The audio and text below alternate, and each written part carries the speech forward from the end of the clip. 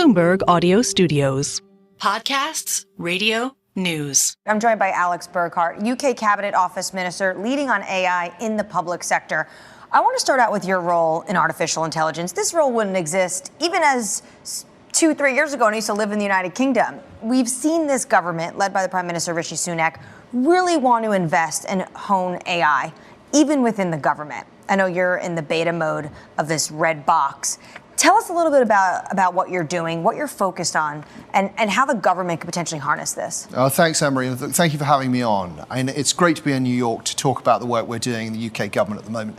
As you've said, the Prime Minister is really passionate about AI. We held the first AI Safety Summit that the world has seen last year, very, very productive.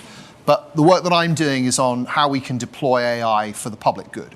And that means how we can, it was about 18 months ago, we sat down and said, this new technology is emerging, potentially one of the great leaps forward. How are we going to harness it to improve the quality of public services and drive down costs for the taxpayer?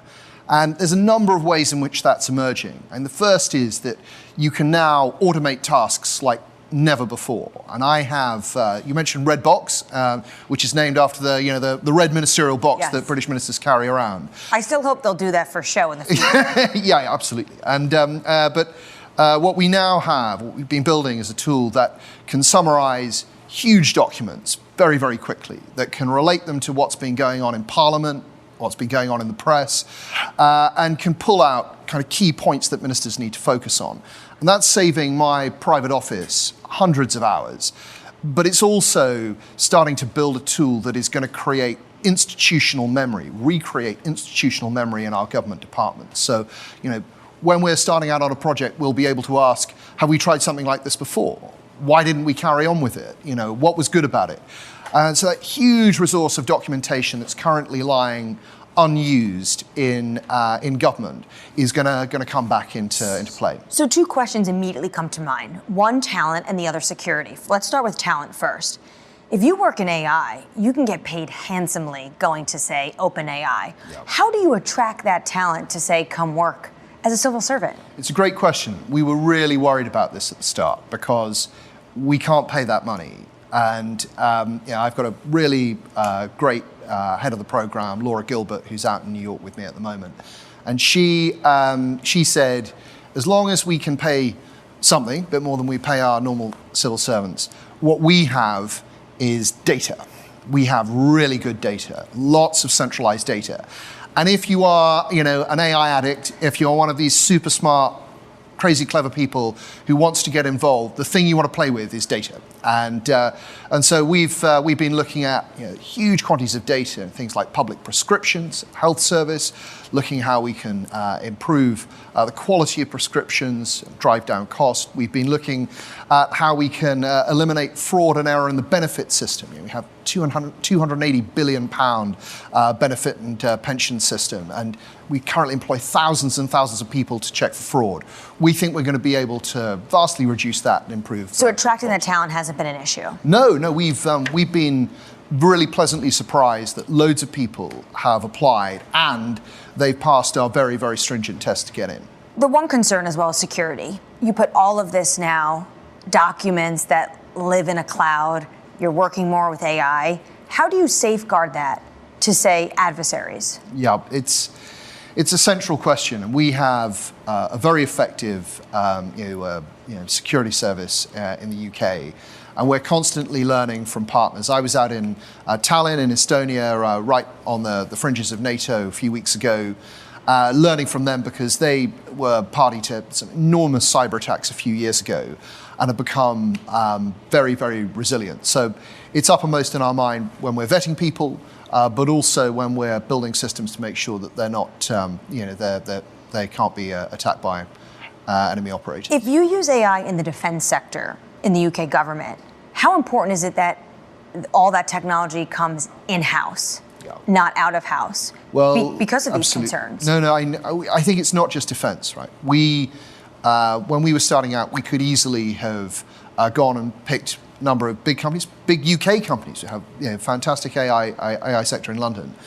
But we wanted to understand this technology ourselves. So we've hired this crack team of 30 people, going up to 70, who are going to be able to build bespoke systems for us. Now, in the future, I think there'll be a case of some stuff we will build ourselves and use many times. Some stuff we will build bespoke for particular departments, perhaps like defense.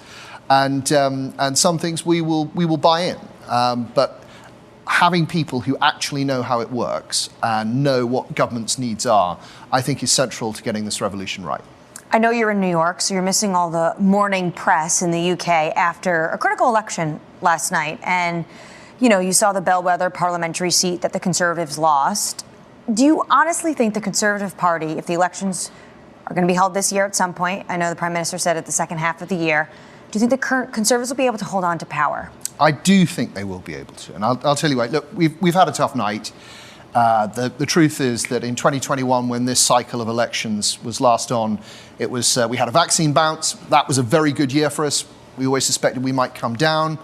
But there is a silver lining to this cloud, and it's the fact that Ben Houchin, our mayor in Teesside in the northeast, traditionally quite a deprived part of the country, which under the Conservatives is now flourishing. He's won, he's held on, he's done a very good job there. And I think when it comes to the election, and people actually have to make a choice about who they want to see in power for the next 5 years, is it going to be the Prime Minister and the Conservatives that has got us through COVID, that has seen off inflation and the energy crisis and has a plan for the future? Or is it going to be a Labour Party that really has no plan and no agenda? I think they're going to come with us. Do you now regret, though, potentially removing Boris Johnson just from an electability point of view? No, I don't, because Boris certainly had his strengths.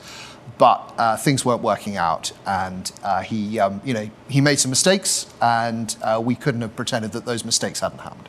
Besides AI, which I know the Prime Minister is really focused on, but a lot of that feels a little bit like it's not tangible yet to voters and the electorate.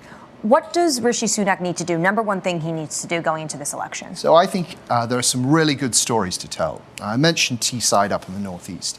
When I was the Minister for Skills, I was lucky enough to be part of this great piece of work where Ben Houchin, the mayor, persuaded the energy companies to come in and build hydrogen plants on the condition that they offered training courses for young boys and girls in the local colleges.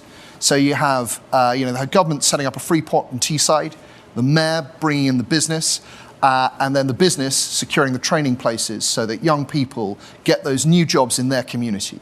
And that is what we call levelling up in the UK. And we're starting to see the fruits of it.